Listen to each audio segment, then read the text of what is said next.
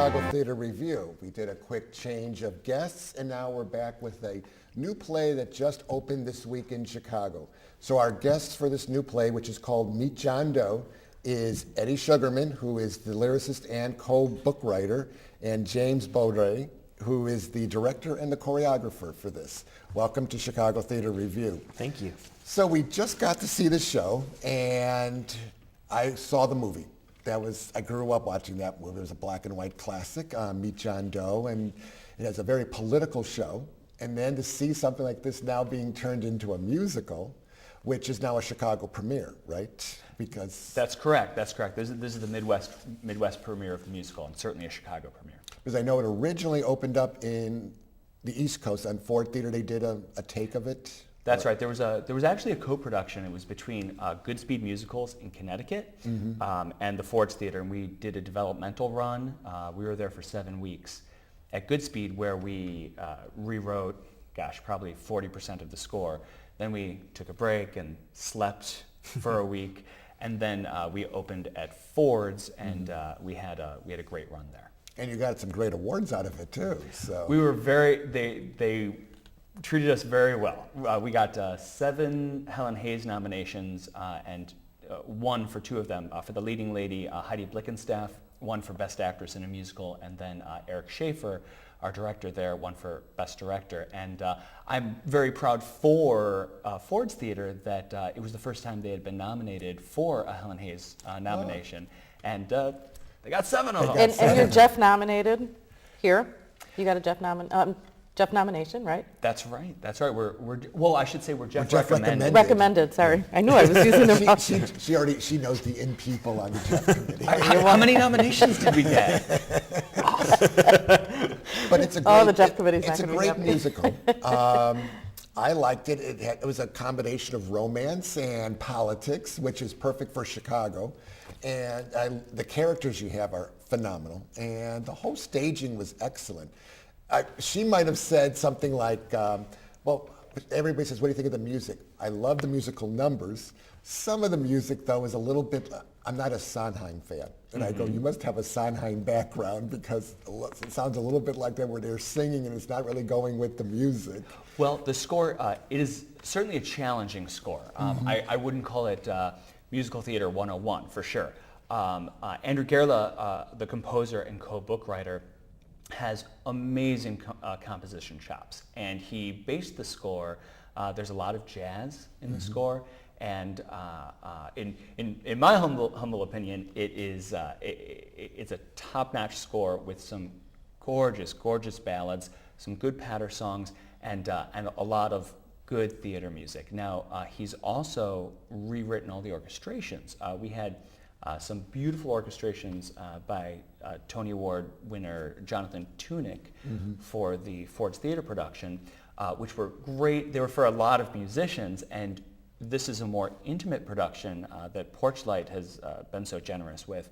And we had the opportunity to do an all-new set of orchestrations for 5 pieces, and they sound hot. Everybody should come down and check them out. They do sound good. I mean, in this time they actually hid the orchestra, so you couldn't even see it, because normally Porchlight finds a way to incorporate them somehow into, because it's a small theater when you look at it. And now this is something different for you, because you have done such great works as Into the Woods, Chicago Cats, West Side Story, Footloose, and down the line. And then you just did a new work that you did is Rodgers and Hammerstein, Xenophobia. That's a dance piece. A dance piece. My master's degree is in choreography. Okay. And I went to school for that, always with the intention of coming back to musical theater and directing. But I've done several dance theater works as well. And Rodgers and Hammerstein Xenophobia was one of them, with an exclamation point, obviously. Of course.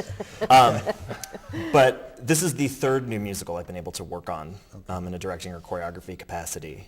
And it's great, because so often when you approach an existing work, so much has been dictated by what that original production was. And to start from scratch and to have Eddie and Andrew on board during the process, to be able to say, we're thinking this with this scene. What were you thinking when you wrote it? How do we get this character from this point to this point? And then to allow all of that to inform a staging concept. As you said, it's a rather small space we're in, and this is a a musical that could be very large and expansive depending on the production. So finding solutions to those challenges is what's really exciting as a director. And you don't get a lot of opportunity to do And new that's work. tough being director and choreographer because it's like you have to split yourself in the middle because if you don't like that dance scene, then you go, okay, the director now speaks, now the choreographer speaks. Right. And so for one person to do both those roles seems... Well, there are certain shows that I think dictate that. Something like Cats. There's no reason for a director and a choreographer in a production of Cats because the staging is so seamless, you know. And I think good musical theater choreography comes out of the storytelling. And as Eddie was saying, you could call the score a kind of pastiche because it references so many styles of the period of the show. But it's very contemporary in its form. There's a lot of counterpoint, and there are a lot of scenes interspersed with songs, which is how musicals are written today. So there are times when it might sound like a Rodgers and Hart show, but the musicality is much more complex than that. And the key to staging it was to make that one staging concept seamless so that it's not here's a scene and here's a song and dance number. We tried to really fuse those two elements. Fuse it in very nicely because it just breaks itself from one scene and then it just moves right on. And especially being such a small theater, it just blends very nicely, which I think everybody liked. If I could just gush a little bit about Jim's work and the production itself, is that all right? Go on. May I? Gush All away. right. Gush away. This piece is cinematic. Well, duh, it comes from a film, right? But not only because it comes from a film, but there are many scenes and they dovetail right in and out of one another. And something that I really think speaks very, very well of Jim's really, really strong work is that it all just flows. It all just flows. Sure, we button the songs and have applause and everything, but we're just moving from one scene to another. And I think that is something that is frankly a lot harder to do than it looks, and he's done it so beautifully, really, really well.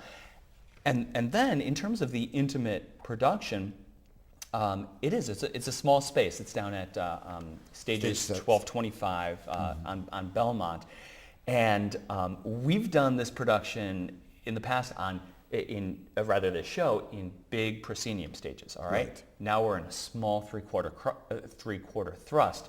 Oh my gosh, what's going to happen? Oh my gosh, what's going to happen? What's going to happen is fantastic because you are in the show. You are in the show, and Jim's done some environmental staging where there are a lot of crowd scenes in this show. Well, gosh, how do you do? Capra had 4,000 extras in the film, right? You see the show. We've got a cast of 15, which is a very generously sized cast, but he's at key points put cast members in the aisles, in the audience, and you're just taken up in it. And I've been very, very impressed. I think it's a wonderful production. Yeah, because you work the crowd scenes very nicely, and just with a few people, you actually get the feeling that it is a full crowd. Because I mean, it had a great set, and the set works very well with the show, the way everything moved so easily. So it's actually, you did a great job. So You have a baseball here? I do have a baseball here. So let's see here. This is Meet John Doe at Porchlight, right? At Porchlight 2001. We've done a baseball. Actually, I didn't come up with the idea. We had a student production at the Hart School in Connecticut, and talk about passion. Nobody is as passionate as, a bunch of college students doing a musical. Just tears everywhere. They were just crying the whole night. It was fantastic, and they presented us with a baseball with all of their signatures on it. And so we said, we're going to do this for every show. So this is the Porchlight one. And can I show you two other treats? Absolutely. All right. So the film that our musical is based off of, Meet John Doe, was based off a story treatment, which in turn was based off of a short story called A Reputation, which appeared in Century Magazine, August 1922. And opening night at Ford's, Andrew and I, Andrew is the composer and co-book writer, so we wrote it together. We presented each other with opening night gifts. He gave me this, which he had found, which you just have to see if you can. I don't know if you're able to zoom, but that's a Goodyear tire ad from that year, and look how skinny the tire is. Isn't that cool? And those are tires that are not steel belted. Right, right. And if you were to read this story, That is, it has That's almost amazing. nothing to do with the film. It's been wildly evolved and adapted.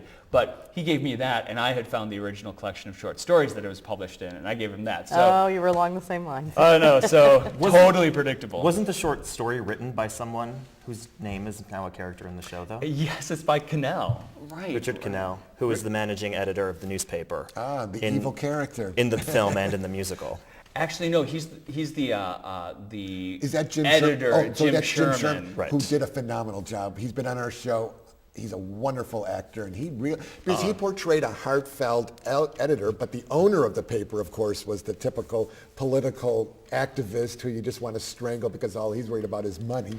Mm-hmm. Exactly, exactly. And that's played by Mick Weber, who's wonderful as well. Yeah, Oh, I think that's one of the reasons that, to me, this translates so well from film to stage is because the film is of that late 30s, early 40s, fast-talking, over-the-top, pre-American naturalism style. And it's always a challenge to find a balance between that and keeping the story real to keep the audience engaged when it's on stage. But because of that heightened style that already existed in the original material, I think that helped it move to a musical so well. Because a musical is a heightened style as well. The challenge, again, with the cast was finding the balance between those two worlds. It's an excellent musical, so I really, really enjoy it. We're going to show a small clip from it, and then, so we'll run that, and then what we're going to do is first watch the clip. And of course, now we can just skip because now I can edit all this out. Bigger than baseball. And And that was the clip, and so what we're going to do now is, we're out of time. Okay, okay. So but what's on the horizon? let's just say it's at the theater building. Stage 773 Stage 773. on They keep Belmont. changing the name, and it's running until April 17th. April 17th. Friday nights, Saturday nights, Sunday matinees. So that's 3. Now, what do you have planned for us for the future? Anything good? So many good so many good things happening. Okay. Then you'll have to come back out and tell us about it. Right? And then, are you writing anything, or? I am. Let's see. I recently wrote a Christmas show. It was a Christmas adaptation. Don't tell my father and his friends at synagogue. Okay. Please. No, he came to see it. It's kosher. It's all right. And Please, she's been to more churches than she has synagogues. So. there you go. There you go. I hear there's good corned beef here. Oh, God, yes. Anyway, it's called The Nutcracker Sings, and it's a musical comedy adaptation of the Nutcracker story. I wrote that with a composer named Jawan Kim, who's really great. Google it, Nutcracker Sings. It's great. We're booking productions for the future. Great. And So we're yeah. going to book that. We have to have Google you it guys right back away. on We're when going to you're- have you guys back on. Great. From Chicago Theater Review, I'm Frank and Gail, and we will see you next month. Thanks. Thank you.